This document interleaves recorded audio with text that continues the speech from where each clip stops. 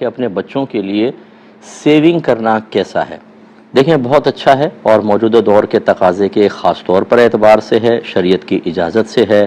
نبی کریم صلی اللہ علیہ وسلم کی تعلیم کے عین مطابق ہے۔ حضرت سعد رضی اللہ تعالیٰ عنہ کہتے ہیں کہ نبی کریم صلی اللہ علیہ وسلم میرے پاس عیادت کے لیے تشریف لائے تو میں نے عرض کیا رسول اللہ میں یہ چاہتا ہوں کہ اپنا سارا مال اللہ کی راہ میں صدقہ کر دوں۔ سرکار نے فرمایا کہ نہیں۔ میں نے کہا آدھا کر دوں؟ فرمایا کہ یہ بھی زیادہ ہے۔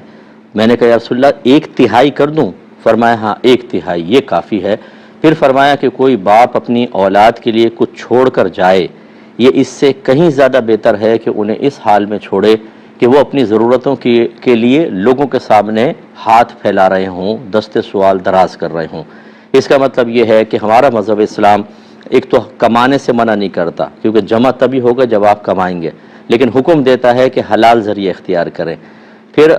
نبی کریم صلی اللہ علیہ وسلم کے جو تعلیمات ہیں اس کی روشنی میں رزق حلال کمانے میں اتنا آدمی مشغول نہ ہو جائے کہ اللہ تعالیٰ کے فرائض کو ترک کر دے، لہذا اس کا خیال کرنا ہوگا کہ اس میں اللہ تعالیٰ کی جیسے نماز پڑھنا ہے اور دیگر اس مال کے اندر حقوق العباد ہیں، اللہ کا حق ہے، بندوں کا حق ہے، زکوٰۃ وغیرہ بندوں کے لیے مدد کے معاملات، ان کا خیال رکھے۔ اس کے بعد صحیح مقام پر اس کو خرچ کرے، حرام وغیرہ میں نہ کرے، اور جو بچتا ہے وہ اپنے بچوں کے لیے اگر رکھتا ہے اس میں شرعاً کوئی قباحت نہیں بلکہ بہت ضروری ہے۔ ویسے میں تمام بہن بھائیوں سے گزارش کرتا ہوں،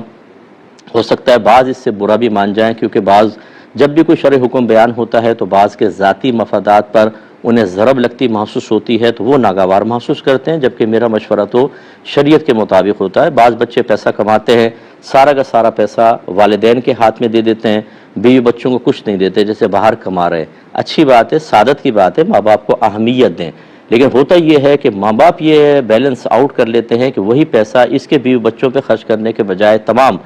وہ اپنے دوسرے بچوں کے اور دیگر معاملات میں خرچ کرتے رہتے ہیں۔ اور اس طرح کے سینکڑوں کیسز آئے کہ جب وہ بچہ اپنی جاب ختم کر کے واپس آیا تو اس کی فیملی کے پاس کچھ بھی نہیں تھا، اور ماں باپ نے بھی لال جھنڈی دکھا دی بھائی بہنوں نے کہ ہمارے پاس بھی تمہارے لیے کچھ نہیں ہے، اور اس کو پھر زیرو سے دوبارہ اپنی بیوی بچوں کو لے کر چلنا پڑا۔ بلکہ یہ تک اس طرح کے کیسز آئیں کہ پیسہ بھیجا، مکان بنا لیا، لیکن ماں باپ نے اپنے نام بنایا، اور جب وہ واپس آیا تو اسی گھر سے اس کو بیوی بچوں سمیت نکال دیا، حالانکہ اس کے پیسے سے بنا تھا۔ ایک بھائی نے کہا میں نے بہنوں کی شادی کی، بھائیوں کی شادی کی، سب کی، لیکن آج میری بیوی بچے اس گھر سے باہر ہیں۔ تو اس قسم کے جب صورتحال ہو تو اس کا مطلب یہ ہے کہ آپ کو بیلنس قائم کرنا ہوگا، بیوی بچوں کے لیے الگ سیونگ کرتے رہیں، اپنے لیے کریں، اپنے ماں باپ اگر محتاج ہیں ان کو دیں، بھائی بہن محتاج ہیں بالکل دیں، محتاج ہیں تو اگر والدین خود مالدار ہیں، ان کی پینشن آتی ہے 80 ہزار، لاکھ پینشن آتی ہے جو ڈائریکٹ اکاؤنٹ میں چلی جاتی ہے، ایسے ماں باپ محتاج نہیں ہوتے، ان کی خدمت کی نیت سے اگر آپ کچھ دیں کی بات ہے، لیکن آپ اگر نہ دیں اس وجہ سے کہ وہ خود کفیل ہیں تو آپ پر واجب نہیں اور نہ آپ گناہ گار ہوں گے۔ لیکن یہاں پر صورتحال یہ ہوتی ہے کہ ہم حق وفاداری ادا کرنے کے زوم میں کہ ہم ماں باپ سے یہ ثابت کرنے کے لیے کہ شادی کے بعد بھی بیوی مجھ پر اثر انداز نہیں ہوئی، ماں باپ اور بھائی بہن ہی میرے دل میں ہیں، ان کی خدمتیں کرتے ہیں، پھر یاد کرتا ہوں بہت اچھی بات ہے، لیکن جن کی آپ خدمت کر رہے ہیں بعض اوقات ان کے پاس شریعت کا علم نہیں ہوتا،